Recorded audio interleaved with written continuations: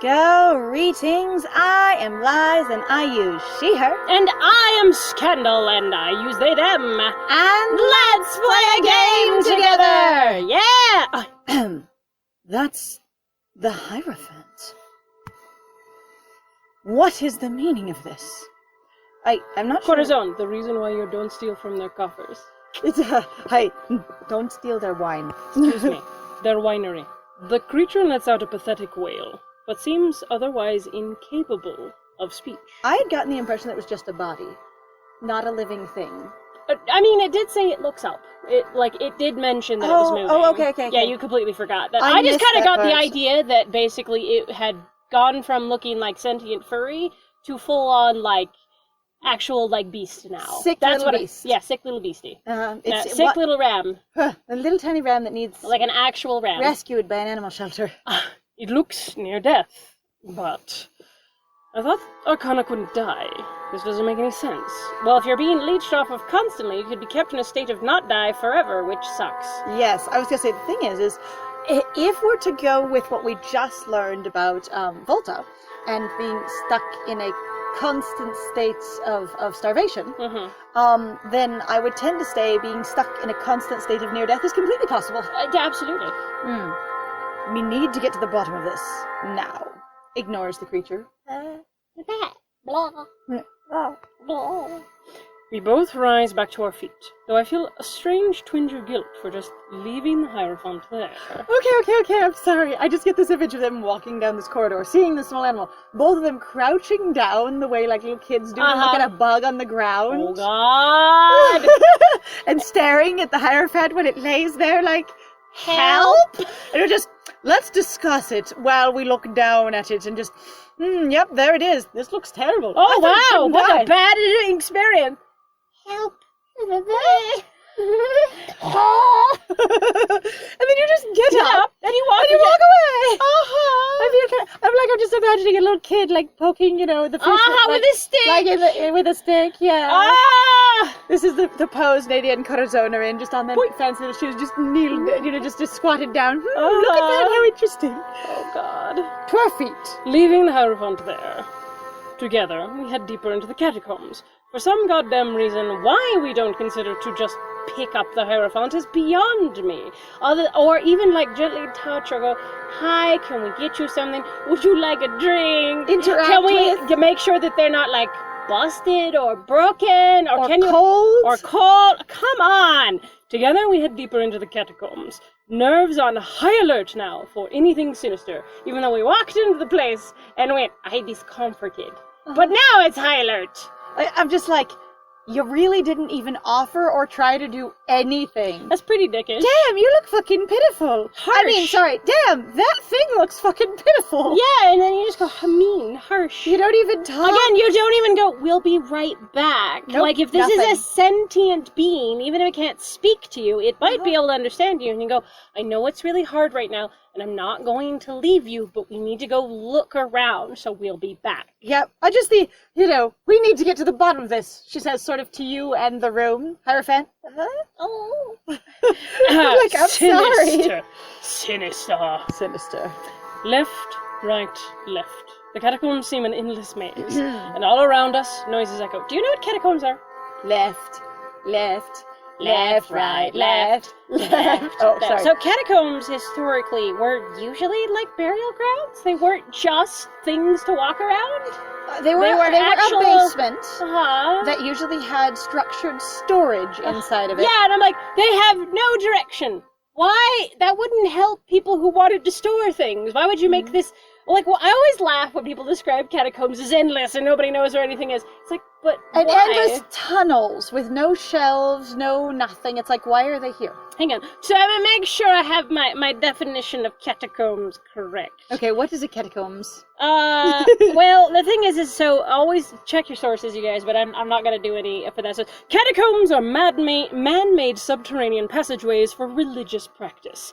Any chamber used as a burial place is a catacomb, though the word is more commonly associated with the Roman Empire. So this is just Wikipedia Wikipedia, which is why, again, I say that you should always check the sources of Wikipedia, but I'm not going to do that. So anytime we bring up a definition, feel free to go do your own research. It's just like, I'm doing the barest minimum of... I feel like we should read the Webster's one as well. Right. If that's possible. Okay, well, let's see. Can I have Merriam-Webster? All There right. we are. Catacomb. Noun. Definition of catacomb. A subterranean cemetery of galleries with recesses for tombs, usually used in plural. That's what I was gonna say. It's always a place for storage or keeping things, in this case, corpses. And it's always organized like it's for putting stuff down there. According to the Merriam-Webster, did you know about 40 Christian catacombs have been found near the roads that once led into Rome? After the decline of the Roman Empire, these cemeteries were forgotten, not to be rediscovered until 1578. Catacomb has come to refer to different kinds of underground chambers and passageways. The catacombs of Paris are abandoned stone quarries that were not used for burials until 1787. The catacombs, built by a monastery in Palermo, Sicily, for its deceased members, later began accepting bodies from outside the monastery. Today, you may wander through looking at hundreds of mummified corpses propped against the catacomb walls, dressed in tattered clothes that were once fashionable. It actually sounds like most catacombs, for the most part, are burial grounds. They ended up being either used as, or that was what they were intended to be to begin with. So it sounds like, though, catacombs, again, they just serve a purpose. They weren't just like, here's a place where you just walk. Here's just underground. Tunnels for no reason. Yeah, and then also, like, pointlessly, like, busy work of where we don't know where anything is. It sounds more like a maze. On the other hand, this is still in a realm, so it could be completely made up. Oh, absolutely. And actually, that's very true. It could be more warped because, if the Hierophant is super warped. It's another maze. It's a maze within a maze. It's a maze within a maze within a maze. Now, the catacombs seem an endless maze, and all around us, noises echo. At least they use mazes and not labyrinths, because as we've discussed, labyrinths and mazes are not the same damn thing. They are not. The wail of the Hierophant, the skittering of bugs, and below it all, a sinister hum. And real quick, so that actually reminded me, somebody pointed out that in the Labyrinth movie, Sarah actually never really has to backtrack or do much of anything. She always turns right.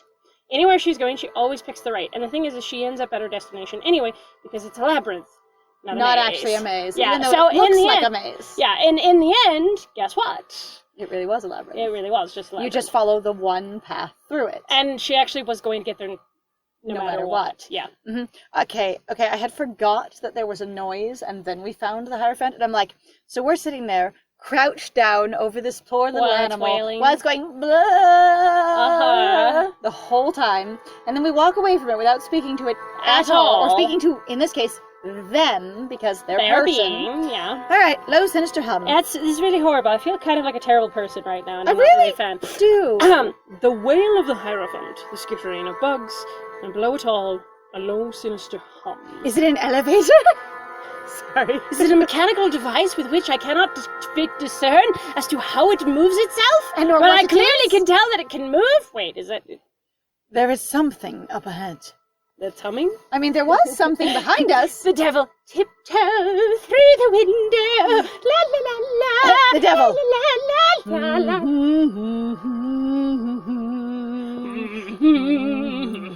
Yep. Yep. That kind of humming. Yes, exactly. A hum.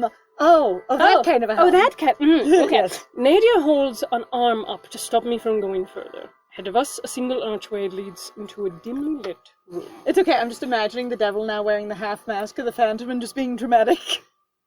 Already is, so too late for that. More dramatic. More dramatic. Nadia cautiously draws her sword from thin air again, and together we step into the room. Why do you keep drawing it from the air? Why don't you just have your sword in your hand? That's actually an interesting question. If you could just have whatever you want. Or it's like, no, I want it to, emerge specifically prettily. draw it. It's because she really wants to be a magical girl, and I appreciate that Also, aesthetic. But because I'm like, it does occur to me, whatever you want just instantly is there. Because, like, she's always had a snap clothing change. It's not her clothing appears on her. And slowly just runs encapsulates, down. runs. But this is always draws the sword from thin air.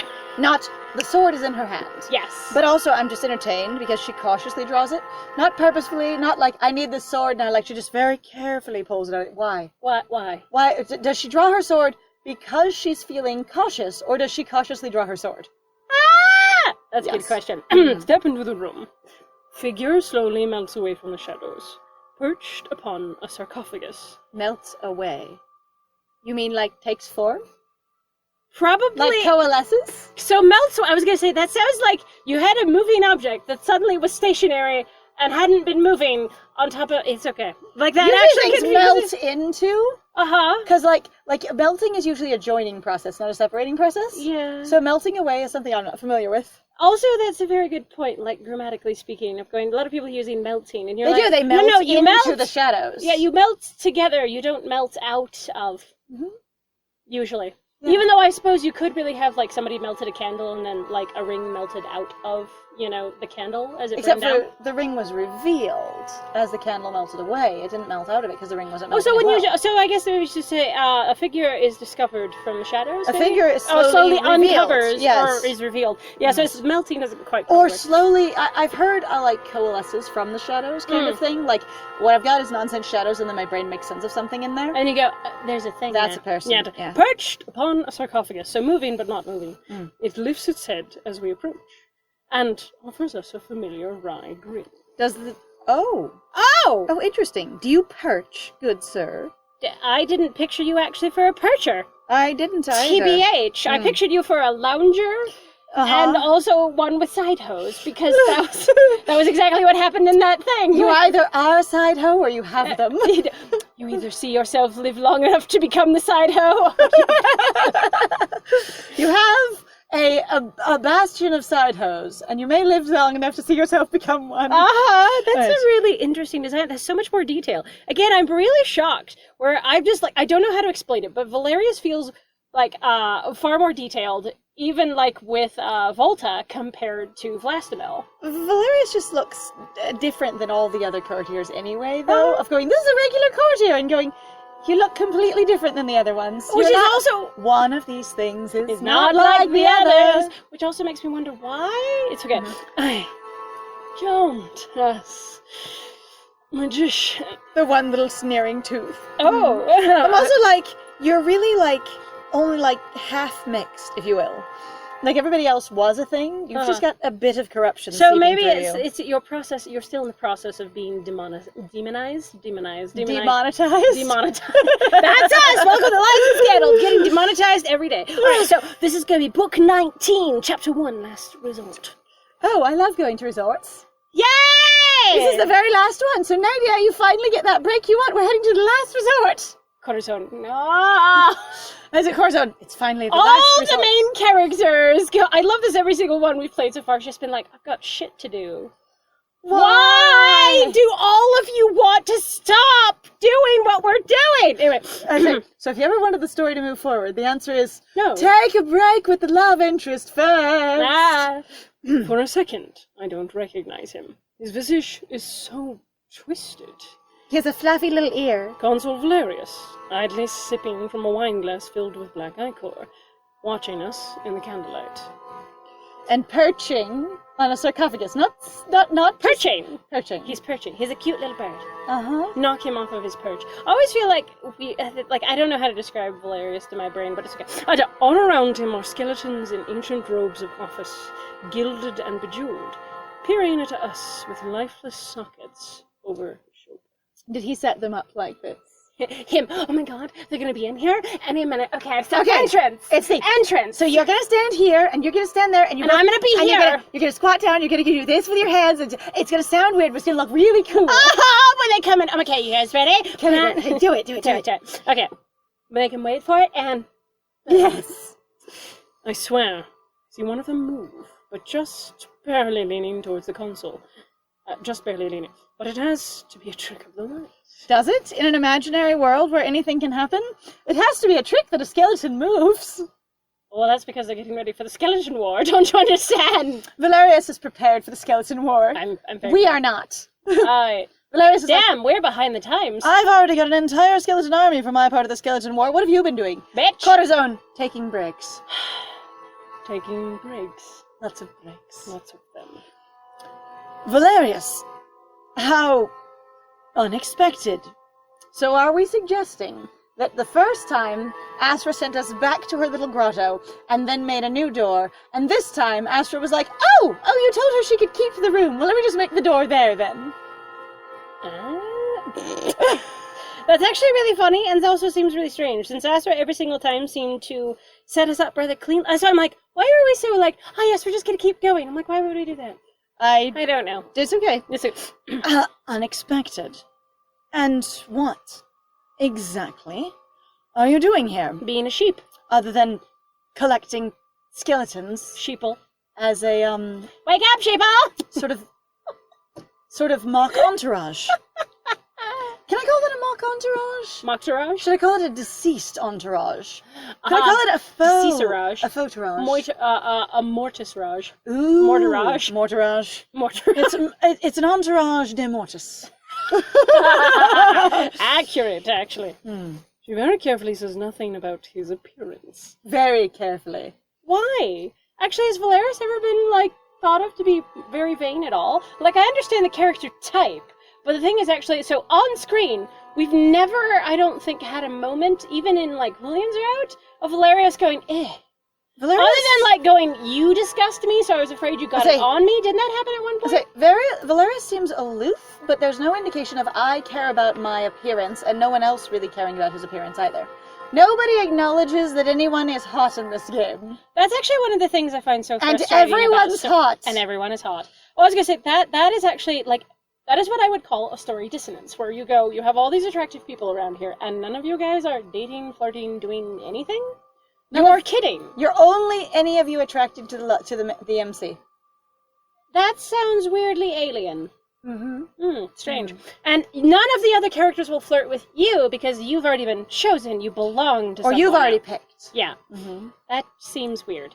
I'm sorry, I have to tell you so many times when I've been involved with people, I gotta tell you, other people will flirt with you. So, anyway. I want to say, she very carefully says nothing about his appearance. It's kind of funny, because she's not said anything about any of their appearances. No, she hasn't! So how do we know she's very carefully not saying anything about his appearance? How can we divine that from her? What do you say? It's written on her face. Don't say anything about what he looks like! You can see it scrolling across her eyes. It's a marquee. Corazon It becomes a part of her eyebrows. As- Don't say Don't mention it. Yeah, don't mention face. Don't mention, the horn. The whole thing. The horn. You just gestured all of me. Exactly. Yes. Don't mention it. His appearance. What am I doing here? In my state that you so graciously confined me to. Oh, is this where you're under house arrest, What? dear? Everybody, we have the skills to banish you into the Arcana realm. We do it now. Oh, Nadia, okay. all the other magicians are garbage! We have access to the Arcana realm. We've done this. Also, just like, I put you under house arrest after the trial. We walked you down to the catacombs that most people don't know exist, put you under house arrest there, and then Astra was enough of a sly little shit to duplicate that and not let you out for the sake of this. I'm also wondering, so symbolically, Uh-huh. and I don't know because I've been thrown off by this game a lot, so I don't know if they even dabble in symbolism that your character is sort of giving to you because this is supposed to be from your character's perspective, but that you have a row of skeletons basically adorned in jewelry and everything's here. So Yes. are you talking about that Valerius has basically the weight of the ages, sort of my family inheritance, all these people who've died and they're all counting on me kind of thing. And the dead keep speaking to me. The dead keep whispering Are you in also my ear. trying to suggest that basically this is sort of your line, and you are connected and to you these are also ancestral might be the people, last one. and you are actually you are noble. Of course, since we don't know how any of you got your positions. Yeah. Also, I was gonna say, we also don't know how any of this world works, so it also feels pointless and very confusing. It's just bizarre imagery in my brain. Like, I would say that based on all of my other reading experience, that's what I would get out of it, which is why I said it. I don't know if it's true or not, because we will neither confirm nor deny anything about this whole story, because who needs an actual plot, am I right? Right. I was say, I do love how ridiculously long the fingers are based on where the wine glass is going through the hand. I know. Like, that is some long-ass fingers, just, like, going into what would be usually the knuckle joint. Right. And that's interesting. Right. Anyway, confined me to. Can you imagine that, though? Physically, you're actually in the catacombs, and then Astra just duplicates it in the astral realm? Your ancestral home. To be a jerk. Are tombs. That sounds horrifying. Right? That's dark. I wonder.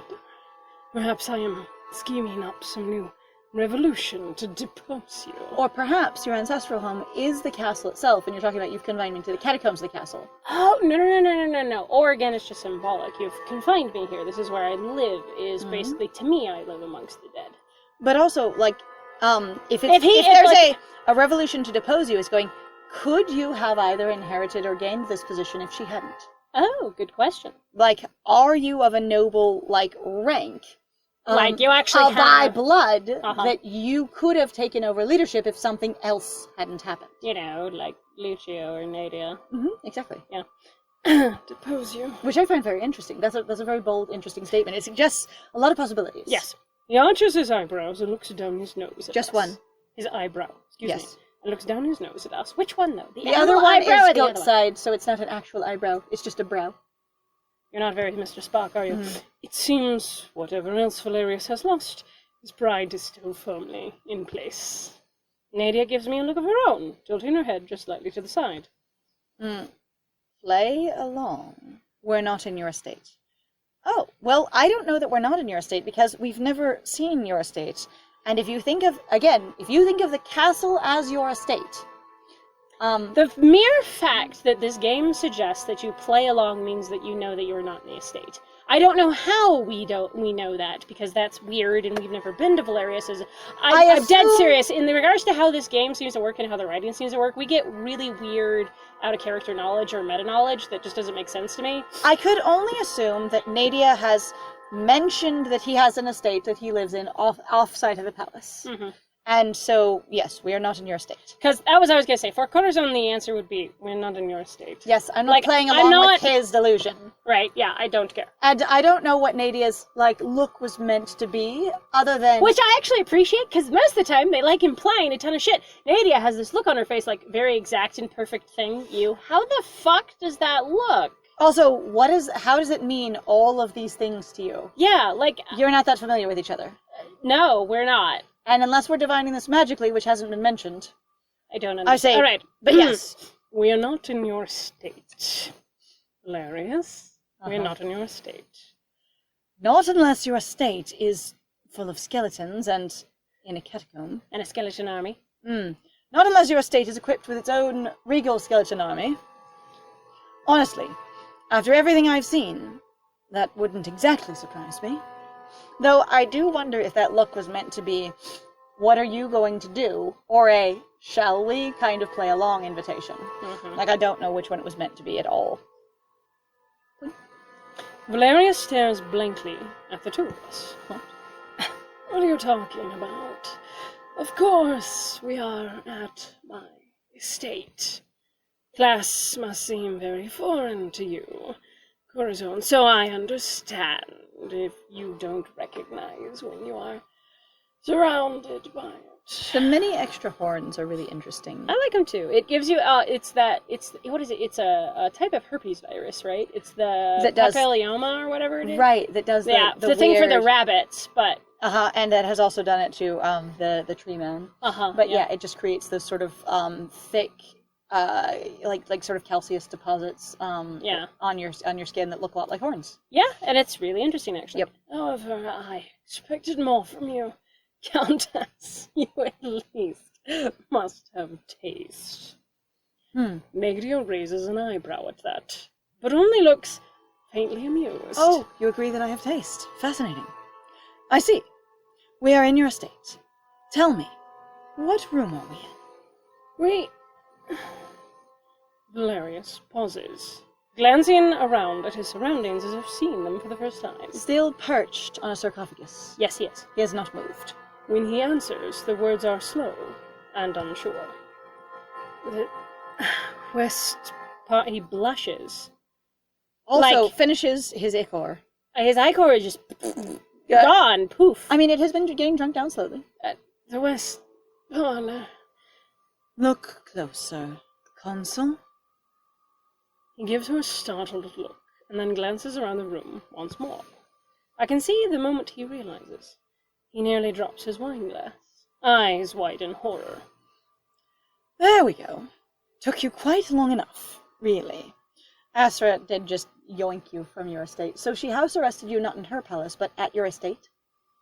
Or Which, you just don't who remember? knows where it is, because Arcana breaching time and space, and it doesn't need to be folding reality. Who cares? I mean, Astra has some amazing magic. I want to learn more about it. Me too. Don't know if we'll get to. Probably not.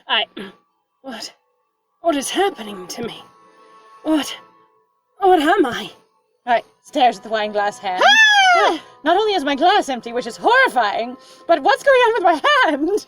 Nadia sighs deeply, but the look on her face is not unkind when she speaks. When did the devil come to you? Valerius takes in a deep breath, reeling back at the question. Almost falling off of his perch on the sarcophagus. So it's true then. What is true? What happened to you? Valerius swallows hard.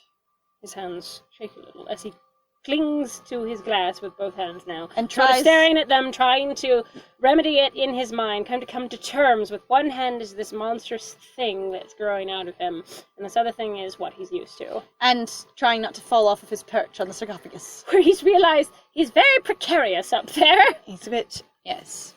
3 years ago, he came to me in a dream, but he was just a man, like any other. Oh, you've seen the devil as a man. Also, you just drank a whole nother glass of liqueur. That happened. That was amazing. It was right after you fell into your sleep. I was bound to become acting ruler of Vesuvia. Oh. I was scared. I was inheriting a city on the brink of collapse. I didn't think they'd accept my rule. You made a deal, didn't you? Not just one. With time, it became easier. Just small concessions, little things. Yeah, or there. Why on earth do you think that was a good idea? Would you think? Oh, would you think? Question from me, actually, going, why wouldn't you just, with all of the pompous air of entitlement that apparently is just an act, I guess, from what we're seeing now, Right. why wouldn't you ask for something big? I mean, the thing also, so I have to say, is he was just a man. Of course you made deals with him then.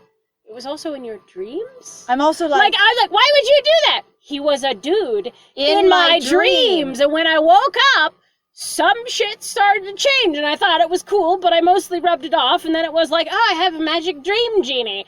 What the fuck are you talking about, Nadia? And it was only until, I'm like, that's actually a really, entitled, why would you ever do that? Do you think I knew who it was? Or what I was doing. Honestly, all. if somebody showed up in your dream and you felt in a dream state, the way things just move along as they do, then they were offering you something, and it seemed like a great solution to your problem. Especially if your dream self can be as coerced as sometimes mine can be, where it just goes, yes, here's this thing, and then you realize only later you've made a terrible mistake, because that's how that works. Because it felt fine in that moment, and it was just moving forward. Yeah. I was just saying, then I don't see this. I wouldn't blame him. I wouldn't either. Also, I want to see what the devil looks like as a man. I'm very curious. I'm like, you've seen the devil as a man. What do he look like? What do the man look like? What do he have long white hair like his long white ears? Ooh. That'd be fascinating.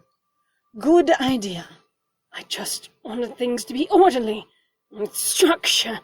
People are so chaotic, so unpredictable. Why are you in leadership then, What? dear? You let the poor in the city starve, and their homes flood. And the rich only became richer. Isn't that what actually success looks like? Oh, sorry. I should have thought of that before they became poor! Okay, that yes! is a Hello, damn Yzma. reference. Hi, Yes, Yzma. That that's also... fucking... It's fine. God damn it, Yzma.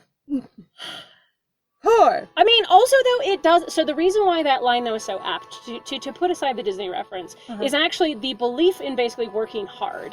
And a lot of people really do, especially in the US, and I don't know how the rest of the world does, because we have several people who are international viewers. But the thing that entertains me is really, in the United States, people go, poverty is a choice. You are literally a bad person, morally, ethically. There's no question. If you're poor, you have done something wrong. And you have chosen to be there. Yes. So when someone says, you should have thought of that before you became poor, it's really before you let yourself become poor. And none of the circumstances that led to it, no matter how harrowing or unavoidable they have been, they don't matter. None of them matter. Because the point you is... should have figured a way out of it. The theory is that if you worked hard enough and you were noble and good and determined enough, it would have worked out. It's called prosperity gospel. Actually, you can see, especially in the United States, it has taken on quite a life of its own. And I would say it's definitely exploded since basically Ronald Reagan was president.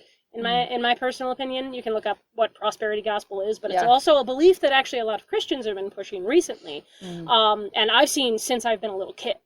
Basically of going, wealth means that God thinks that you're a good person, that you are literally a good person. So obtaining wealth, unlike what it says in the Bible, you know, about like sharing your, you know, supplies and not hawking your wares in the temple and blah, blah, blah, and all that shit of showing off your money, where they talk about, you know, the widow's mite, where, you know, she gives away her one coin versus, you know, the other guys where they give all these grand amounts of money, and Jesus Christ goes, she has given more than they will ever give because she has literally given all that she has compared to them. And they make that noble and valuable even though she's probably died afterwards. Yeah, probably. I say, and so in America, that's really the thing, and it is definitely a reference to you. If you're poor, it's your fault, which is not true. I'm going to say that unequivocally. You're not a bad person if you're poor. You're not, and it's not your fault. It's not your fault. Like 99% of the time, even if you are, or someone is experiencing like gambling or drinking or poor money management,